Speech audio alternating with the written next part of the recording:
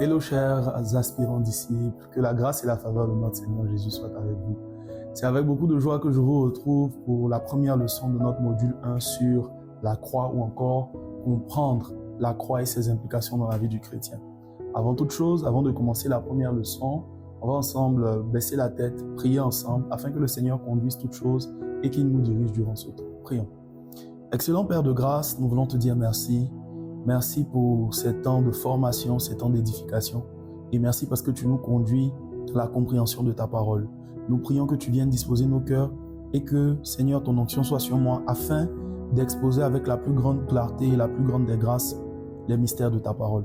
Merci parce qu'au-delà simplement de comprendre un cours, tu nous donnes d'en recevoir la vie. Merci parce que tu le fais au nom de Jésus. Quelqu'un donne un bon amen à Jésus. Alors, je suis très content de vous retrouver. Et comme vous le savez, nous sommes à la première leçon de notre module 1 sur la croix. Et aujourd'hui, nous voulons parler de comprendre l'œuvre de la croix et ses implications dans la vie du disciple. C'est le thème de notre première leçon. Aujourd'hui, je vais plus m'accentuer sur la notion de comprendre l'œuvre de la croix. Et tout au long des autres leçons, on va voir maintenant les différentes implications de l'œuvre de la croix dans la vie du croyant.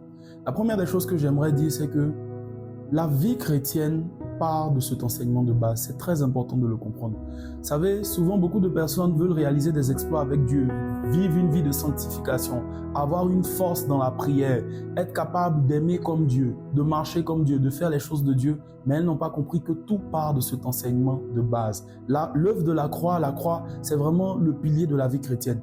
De deux chrétiens, celui en qui l'enseignement de la croix est plus mûr, est plus solide, est plus enraciné, c'est celui-là qui en réalité va avoir plus de facilité à aimer Dieu, à aimer son prochain, à faire l'œuvre de Dieu, à se sanctifier, à pardonner, à aimer tout ce qui est en rapport avec la vie chrétienne. Donc, il est plus que primordial pour nous de comprendre que la vie chrétienne à laquelle nous aspirons vient premièrement et prioritairement de la compréhension de l'œuvre de la croix dans nos vies.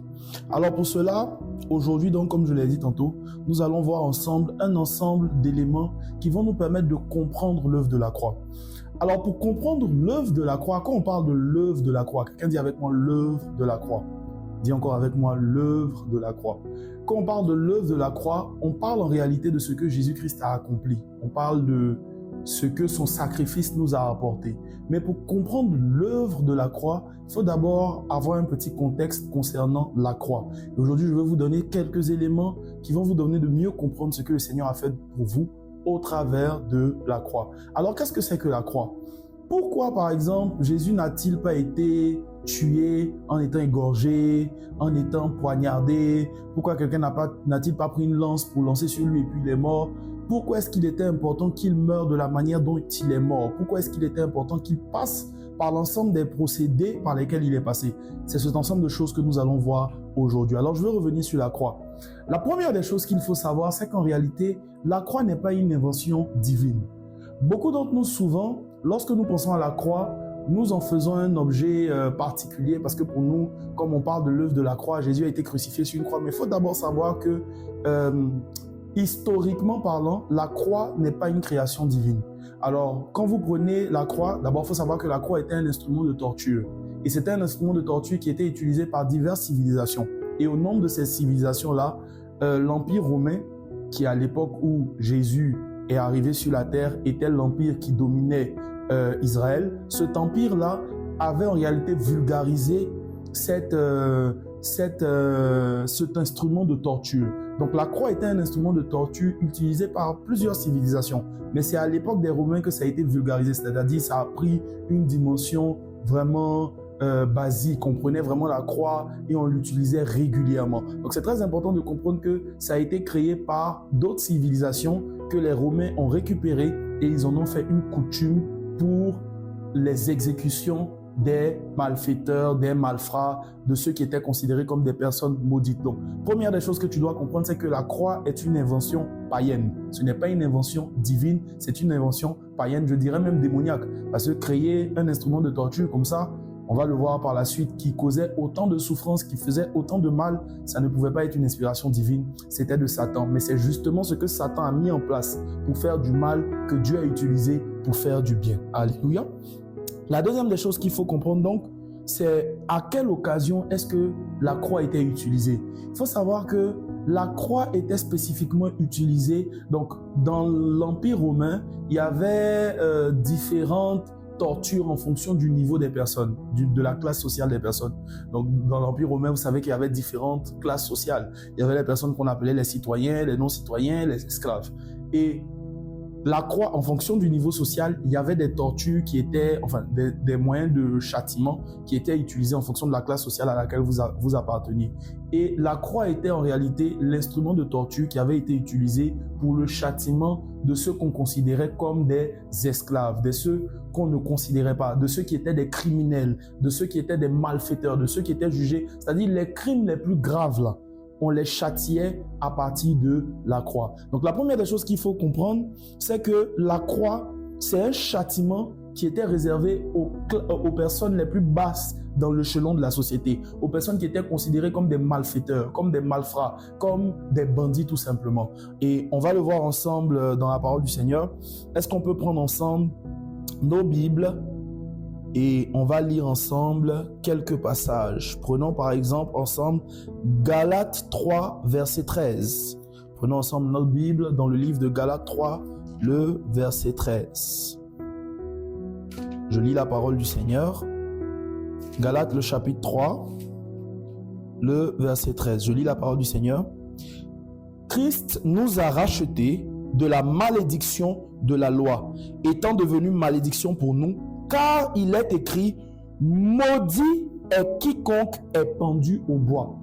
La Bible nous dit que ceux qui étaient pendus au bois étaient considérés comme des personnes maudites. Ça veut dire que dans la pensée des Juifs et également des Romains, lorsqu'on te pend, ça veut dire que tu es quelqu'un de maudit.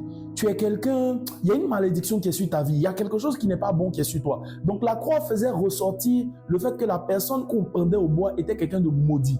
La deuxième des choses, on peut voir ça également dans le livre de Marc 15 du verset 27 à 28. On va prendre encore ensemble Marc 15 verset 27 à 28. Marc le chapitre 15 verset 27 à 28. Je lis la parole du Seigneur.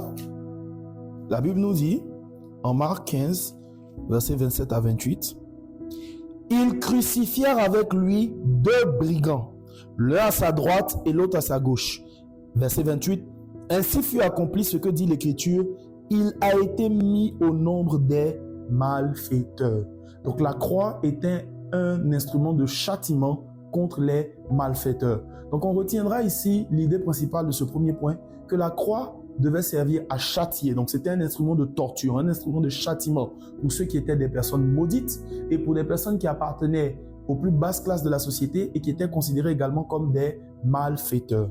La deuxième notion que nous voulons voir, c'est que la croix était un lieu d'humiliation et de souffrance. Très important, tu vas comprendre ça après avec moi. La croix était un lieu d'humiliation et de souffrance. Prenons ensemble notre Bible dans le livre de Jean 19, le verset 1 à 3. Jean, le chapitre 19, le verset 1 à 3. Je lis la parole du Seigneur.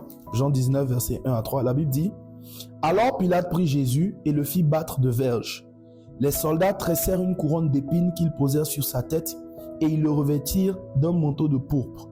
Puis, s'approchant de lui, ils lui disaient, « Salut, roi des Juifs !» et il lui donnait des soufflets. Alléluia. Donc on peut voir dans ce passage que la croix, parce que quand on parle de la croix, on ne parle pas simplement du moment où Jésus a été crucifié. La croix, c'est un processus. La croix, c'est tout un ensemble de pratiques. Et quand vous allez faire des recherches, vous allez vous rendre compte qu'en réalité, la torture de la croix commençait en réalité par certaines pratiques qui consistaient généralement à battre les prisonniers de verge et s'achevait par le fait de les crucifier sur la croix. Donc la croix, c'était un processus, c'était tout un cérémoniel. On battait les gens, on les frappait. Il y avait plusieurs choses qu'on faisait et ensuite on terminait leur souffrance par le fait de les exposer sur la croix. Il y a plusieurs éléments concernant la souffrance et l'humiliation qui ressortent. Donc premièrement, dans la souffrance, comme je le disais tantôt, c'était un endroit où on frappait les gens, on les battait. Tout le long de la nuit où ils avaient été condamnés, on allait les frapper, on allait les battre, on allait les rouer de coups. Ensuite, on dit qu'on a tressé une couronne d'épines, qu'on a planté dans la tête de Jésus et des personnes même qui généralement souffraient le supplice de la croix. Donc tu t'imagines une couronne d'épines qu'on te plante dans la tête, qu'on te plante dans le front. C'était un lieu de souffrance. C'était un lieu où on te perçait. On sait tous que, notamment lorsqu'on te crucifiait, on mettait des clous. Et les clous, j'ai fait quelques recherches, c'était pas des petits clous comme ceux que nous on utilise, c'était de très longs clous qu'on prenait, qu'on plantait non pas dans la paume, mais en réalité dans cette partie, c'est-à-dire au niveau des poignets. On plantait de longs clous dans les poignets et également au niveau des pieds. Donc c'était un endroit de souffrance. La croix symbolise la souffrance, la croix symbolise la dureté, la croix symbolise le fait que c'est pas une mort simple, c'est une mort où tu vas beaucoup souffrir avant de mourir. La deuxième des choses que beaucoup ne savent pas à cause des représentations qu'on a faites pour le côté pudique de la chose, les victimes étaient crucifiées nues. Donc, excusez-moi l'expression, le kiki à l'air. Donc, c'était un endroit où on t'humiliait.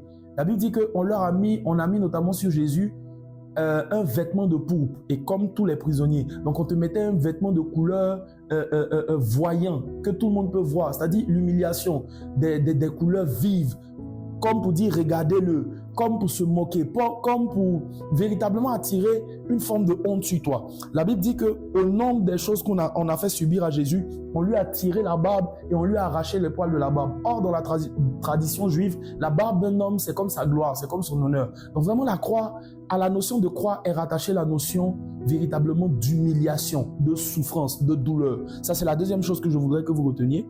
La troisième chose, c'est que la croix symbolisait en réalité le processus, le parcours justement de celui qui était maudit.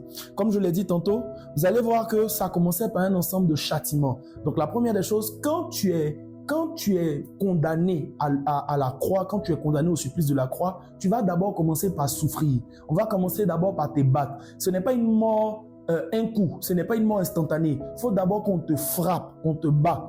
Et vous allez voir qu'on les battait quasiment toute la nuit. On les frappait, on les battait de coups toute la nuit.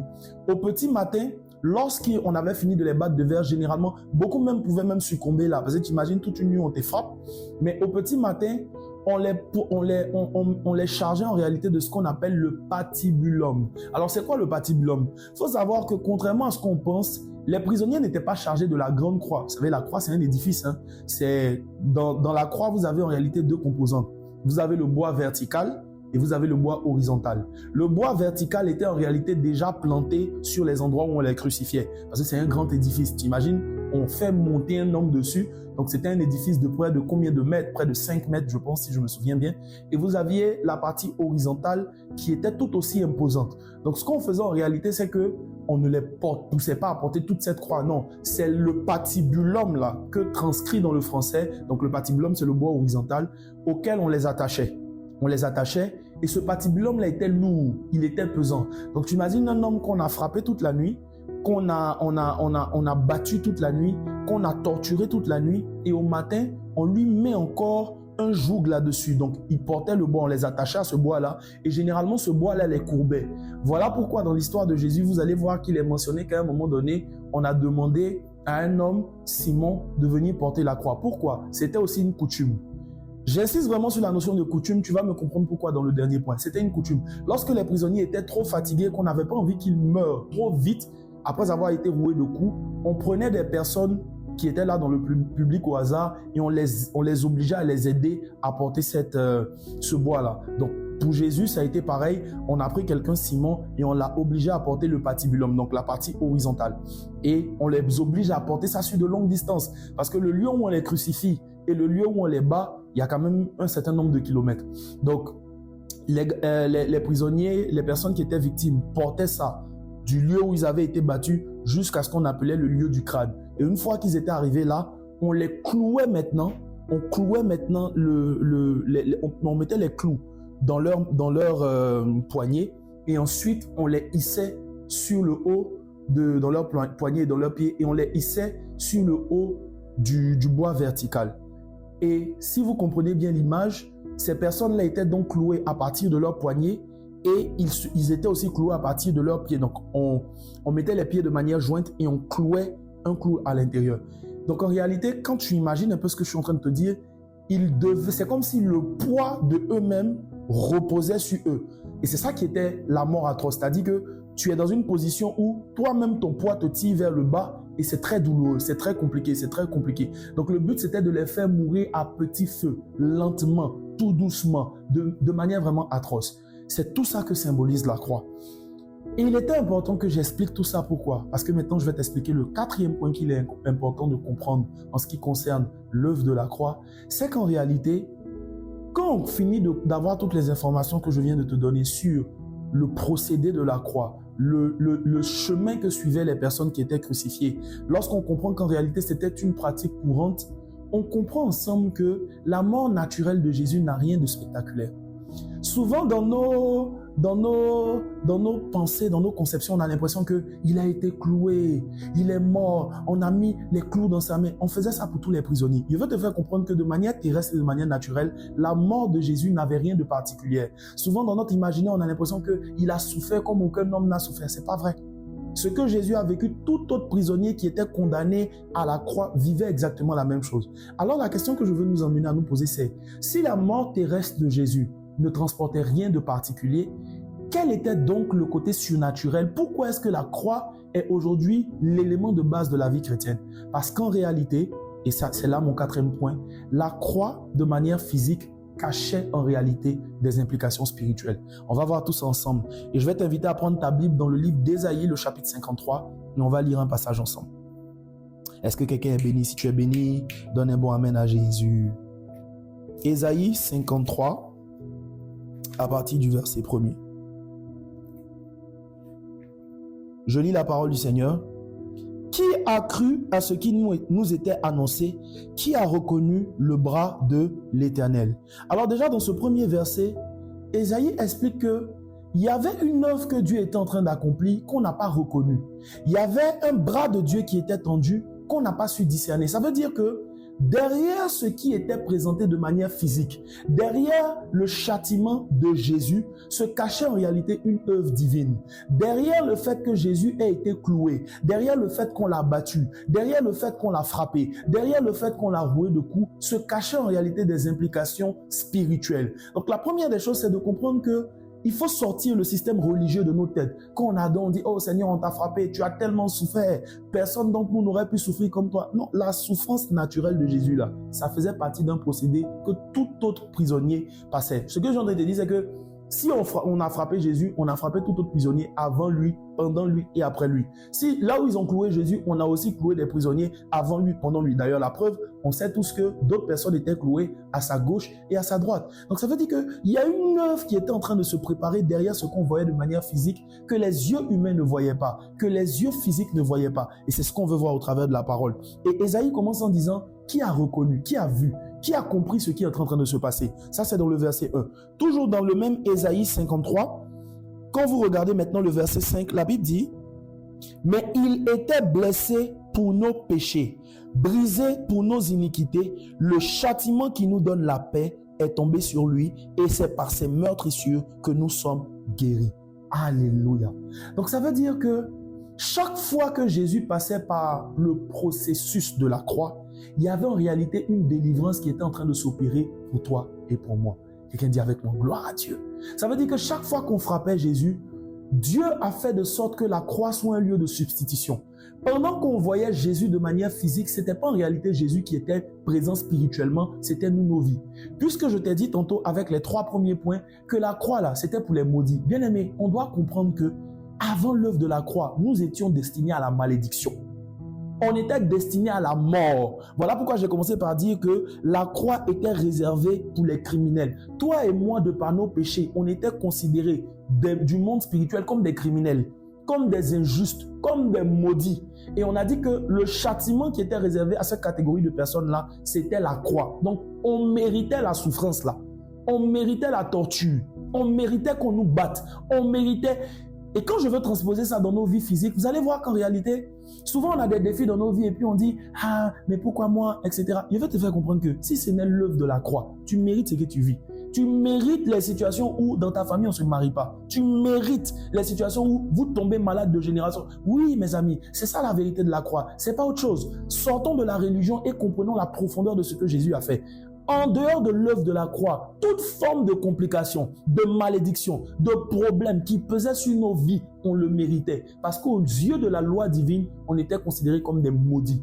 On était considérés comme des personnes qui n'avaient pas le droit d'hériter la bénédiction, qui n'avaient pas le droit d'hériter le bonheur. Mais par son œuvre, la Bible dit, pendant qu'il était frappé, c'est pour nous nos péchés. Pendant qu'il était brisé, c'est pour nous nos iniquités. Ça veut dire que pour nos mensonges, pour notre mauvaise manière de vivre, pour notre mauvaise manière de nous comporter, lorsqu'on a frappé Jésus, lorsqu'on battait Jésus, c'est nous qu'en réalité, on était en train de frapper spirituellement. Donc, nous qui méritions d'être condamnés, Jésus a pris la condamnation sur lui. Donc de manière physique, les hommes voyaient Jésus, mais de manière spirituelle, il y avait une substitution. Il y avait un échange qui était en train de se faire. C'est de nos péchés qu'il s'est chargé. C'est du châtiment qui devait tomber sur nous. Que lui, il s'est chargé de ce châtiment-là. Il a pris ça sur lui. La Bible dit encore, il dit au verset 5, il était blessé pour nos péchés. Donc chaque fois qu'on frappait Jésus, de manière physique, il n'y avait rien de particulier, parce qu'en réalité, tout le monde aussi avait été frappé. D'autres malfaiteurs aussi avaient été frappés. Mais dans le cas du Seigneur, quand on le frappait, c'est pour nous nos péchés qu'on le frappait. Deuxième chose, la Bible dit, brisé pour nos iniquités, pour nos mauvaises manières de nous comporter, notre caractère compliqué, nos mensonges, nos vols, notre impudicité, toutes ces choses-là, à cause de ça, il y a 2000 ans, Dieu a permis que Jésus vienne sur la croix. Autre aspect, on dit, le châtiment qui nous donne la paix est tombé sur lui. C'est-à-dire qu'en temps normal, on ne devait pas avoir la paix. Ta vie ne devait pas être en paix. Tu devais être quelqu'un qui allait vivre dans l'angoisse. Et vous savez, le truc avec le péché, c'est que depuis l'œuvre d'Adam et Ève, c'est quelque chose d'héréditaire. Et donc, chacun a pris de manière aléatoire ce qu'il devait prendre. Il y a des gens parmi nous, par exemple, ils n'ont pas de problème d'orgueil. Mais il y en a qui ont des problèmes d'orgueil. Il y en a qui ont des problèmes de jalousie pendant que d'autres n'en ont pas. Donc, de manière aléatoire, chacun de nous, on a hérité dans nos gènes différentes formes de péchés qui se manifestent naturellement. Donc on dit pour ces péchés-là, tu devais mourir, on devait te frapper, on devait te briser. Mais Jésus a reçu ça sur lui. On dit tu ne devais pas être en paix, tu devais être dans l'angoisse, ton âme devait être dans le tourment. Mais Jésus s'est chargé de ces problèmes-là. On dit c'est par ces meurtrissures que nous sommes guéris. Tous ceux qui sont dans des problèmes de maladie. Vous savez, si vous ne comprenez pas l'œuvre de la croix, vous n'êtes pas éligible pour la guérison divine. Beaucoup de personnes ont l'impression que Dieu les guérit parce que Dieu les aime. Non, Dieu ne te guérit pas parce qu'il t'aime. Dieu te guérit parce que sur la croix, son fils s'est chargé des maladies qui devaient tomber sur toi. Son fils a porté les problèmes qui devaient toi t'arriver, les maladies qui devaient toi t'arriver. Il les a prises. Je vous ai parlé tout à l'heure du fait qu'il avait été battu. Dans d'autres versions, l'apôtre Paul nous explique qu'il avait été battu à peu près de près de 40 coups. Et il y a des théories, je ne dis pas forcément qu'elles sont vraies, mais je veux prendre l'exemple pour vous expliquer. Il y a des théories qui disent qu'en réalité, dans le monde de la médecine, il existe à peu près 40 grands types de pathologies. Donc toutes les maladies que tu connais là, on peut les classer en 40 grands types. Donc quand on l'a frappé de 40 coups, c'était pas au hasard. C'était comme si il a été frappé pour chaque grande classe, pour chaque grande catégorie de maladies qui pouvaient nous arriver. Et il termine en disant, et c'est par ces meurtrissures que nous sommes guéris. Par ses blessures, par les blessures qu'on a mises dans ses mains, les blessures qu'on a mises dans ses pieds. Toi, tu as reçu la guérison. Toi, tu as reçu le transfert. On va terminer avec le verset 11 qui nous dit, verset 11 qui dit, à cause du travail de son âme, il rassasiera ses regards. Par sa connaissance, mon serviteur juste justifiera beaucoup d'hommes et il se chargera de leurs iniquités. C'est ce que le Seigneur a fait. Donc, ce qu'on doit retenir, c'est que la croix, premièrement, était réservée aux classes les moins considérables de la société, aux bandits, aux meurtriers, à ceux qui étaient considérés comme maudits. 1. La croix était un lieu de souffrance et d'humiliation. 2. La croix nous explique que les hommes doivent être châtiés à cause de leurs péchés, finissent courbés et leur péché là finit par les emporter à petit feu. Mais quatrièmement, on comprend que la croix, Dieu a utilisé cette arme de destruction, cette arme de torture, cette arme de douleur pour la changer en notre bénédiction, en notre transformation, en notre renouvellement, en notre salut. Alors j'aimerais dire à quelqu'un, toi qui écoutes cette vidéo, tu dois prendre conscience que l'œuvre de la croix, c'est la base de toute chose. Si nous chassons aujourd'hui les démons, c'est à cause de l'œuvre de la croix. Si nous déclarons au nom de Jésus que les maladies soient guéries et que les malades sont guéris et que les maladies sortent des corps, c'est à cause de l'œuvre de la croix. Parce qu'à cette œuvre-là, Dieu nous a affranchis de toutes sortes de condamnations. Quelle bonne nouvelle, quelle excellente nouvelle. Mais il faut en être conscient Il faut le comprendre. Il faut comprendre ce que Jésus a fait à la croix et ça nous permet de mieux comprendre l'œuvre qu'il a accomplie pour nous. Et vous savez, en tant que chrétiens, nous célébrons ce que nous appelons la Pâque. Et malheureusement, beaucoup d'entre nous, souvent, quand nous nous approchons de la Pâque, nous nous approchons simplement d'une célébration. On vient, on fête, on danse, puis après on est content. Non, la Pâque, c'est la commémoration de l'œuvre que Dieu a accomplie. C'est la commémoration de la délivrance que le Seigneur nous a accordée. Lorsqu'un chrétien comprend que chaque fois qu'il vient à Pâques, il vient en réalité dire merci pour ce que Jésus a fait il y a 2000 ans, il est conscient de ce que Dieu a fait, l'œuvre de la croix est encore plus agissante à l'intérieur de lui. Que Dieu te bénisse, que la grâce et la faveur de Dieu soient ton partage. On va ensemble prier. Et on va prier pour demander à Dieu d'être pleinement conscient de l'œuvre qu'il a accomplie dans nos vies. Élevons ensemble la voix, prions. Excellent Papa, je veux te dire merci pour cette première leçon. Tu nous as expliqué tellement de choses. Je veux prier pour ton fils, je veux prier pour ta fille, et je veux prier au nom de Jésus, afin que dans nos esprits, nous soyons pleinement conscients de l'œuvre que tu as accomplie sur la croix. Oh Dieu, par les différents exemples que nous avons donnés, ouvre nos yeux sur ce que c'est que la croix, sur le fait que la croix était en réalité un instrument de torture qui nous était réservé, qui nous était destiné, que nous devions subir, mais par le prophétique, par un moyen de substitution, ton Fils est venu mourir pour nous. Ton Fils est venu prendre notre place. Et dès cet instant, ce qui devait être pour nous condamnation, ce qui devait être pour nous châtiment, ce qui devait être pour nous preuve de la malédiction a été changé en bénédiction, a été changé en délivrance, a été changé en guérison. Rends-nous conscients de ce que c'est que la croix et de ce que c'est que l'œuvre de la croix, de ce que tu as accompli. Seigneur, bâtis des hommes et des femmes qui comprennent ce que tu as fait il y a 2000 ans à la croix et qui, parce qu'ils le comprennent, le vivent. Merci Saint-Esprit d'avoir ouvert nos esprits sur la profondeur de cet enseignement et donne-nous, Seigneur, de vivre le réma de cet enseignement au nom puissant de Jésus. Amen. Que Dieu vous bénisse et à la prochaine édition. Bye bye.